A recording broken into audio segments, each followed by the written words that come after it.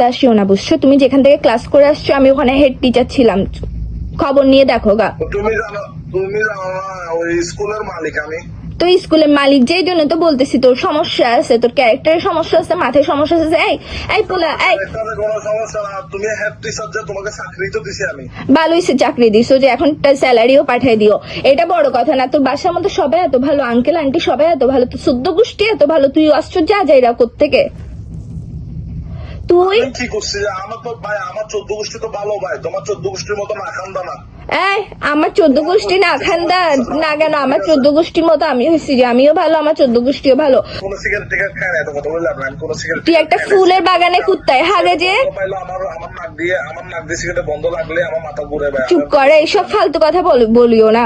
তুমি হচ্ছে কি জানো, গোলাপ ফুলের বাগানের মধ্যে হঠাৎ করে কুত্তা এসে হাগে দিয়ে যায় না, তুমি হচ্ছে ওই হাগা। এটা ফালতু কথা বলার জায়গা পাও না। যে সিগারেট তোমার ইয়ের ভিতর দিয়ে ঢুকায় পুরো জ্বালায়, আমি ধোয়া বাইর করে দিব মস্কারি।